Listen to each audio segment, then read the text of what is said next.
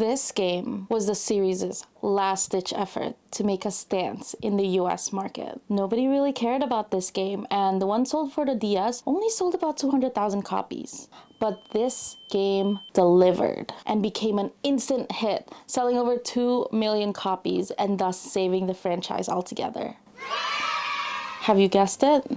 Today, I'll be talking about Fire Emblem, specifically Fire Emblem Awakening.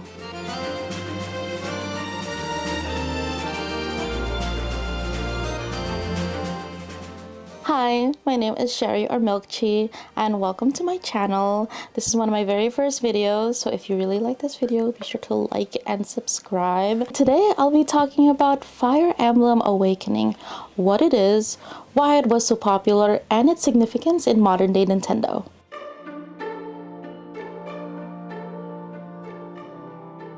Fire Emblem Awakening is a tactical role-playing game developed by Intelligent Systems and Nintendo for the 3DS. The game released on February 4th, 2013, and follows the story of a young prince named Chrom as he meets Robin, aka you, and in your path you meet a masked man named Marth. He is later revealed to be Lucina, Chrom's daughter, who traveled to the past to change the future. In the future, a fell dragon named Grima successfully destroys the world, and it's also revealed that Robin was created to be the vessel of Grima, hence why Lucina attempts to kill you throughout the game.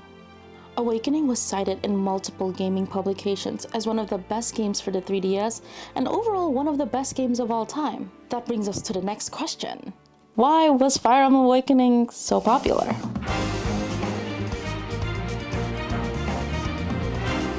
Simply put, it was fun, easy, and beginner-friendly. What made Fire Emblem unique to other tactical RPG games was their character death system. And if your character dies in a chapter, they do not come back in the next one. Please don't do that much damage to her.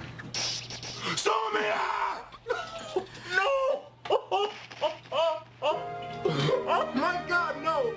No! This is critical hits! This system deterred a lot of players from playing since it actually required strategy. Fire Emblem Awakening was the first game to introduce the concept of casual mode, meaning the characters could come back to life in the chapter, similar to healing your Pokemon. The game now gives you the option to choose between classic and casual mode, which made the game overall less intimidating for new players, yet gave an option that was familiar to old fans. Now, I can't talk about Fire Emblem Awakening without mentioning everyone's favorite part, the child and marriage system. The character relationship system started with C, into B, into A, and marriage is S. You can only choose one character to marry, and you get a special dialogue with it. And I'm telling you, some of them made me swoon. You are the wind at my back and the sword at my side. Together, my love, we shall build a peaceful world. Just you and me. I love you. And no matter what the future holds, I'm going to cherish every moment. Baby, you're a river of chocolate and an ocean of cream. I'm gonna steal your heart on a daily basis. How in blazes did you get me to love you? Reaching A or S support increases crit rate, double attacks, and increases damage overall, so the game rewards you for increasing character relationships. The children in the game are all Lucina's friends from her timeline. In Awakening, you look at which character has the strongest stat and min-max your strategy. For an example, Churchy can produce Jerome, who has a high base attack stat, and if you marry Churchy with Rickon, who is a magic user, Jerome's magic stat will go higher, which in my opinion doesn't really make much sense. Rather, you'd have Churchy marry Vic, who also has high attack stats, so you can have a Jerome with an insane stat.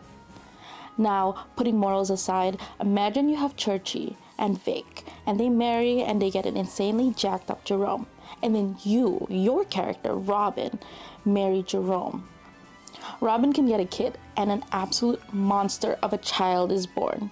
Morgan is single-handedly the strongest character in the game. Anyway, since I can talk about that forever, let's talk about Awakening's influence in future Nintendo games.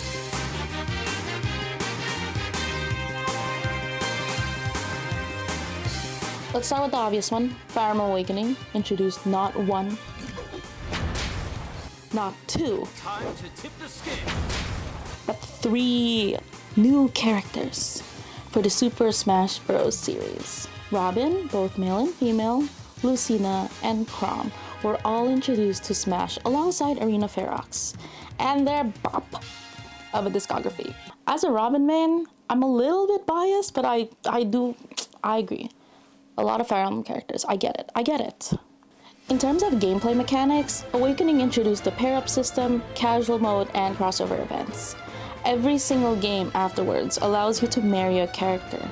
Though I think we can all agree, it is a little bit weird that you can marry your siblings in Fates and your aged-up students in 3 houses. Yeah, let's continue. Awakening had a plethora of DLCs that allowed you to meet heroes from the past like Ike, Marth, Roy, Lynn, and many more.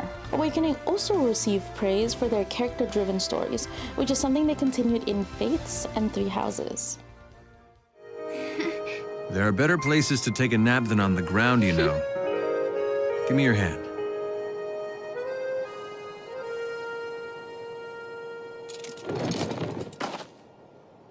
Welcome back. It's over now.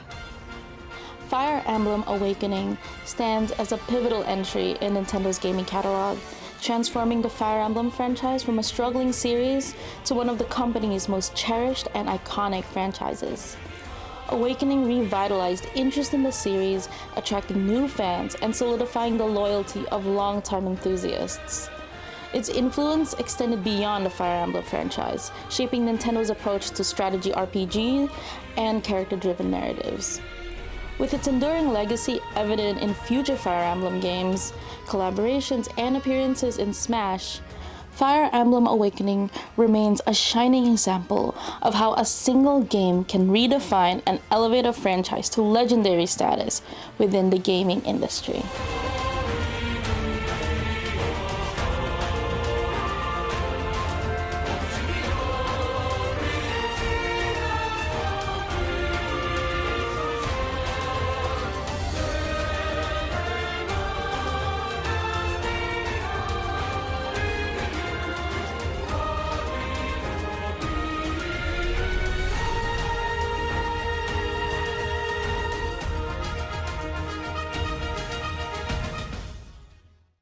So, who is your favorite Fire Emblem Awakening character, and what topic should I cover next?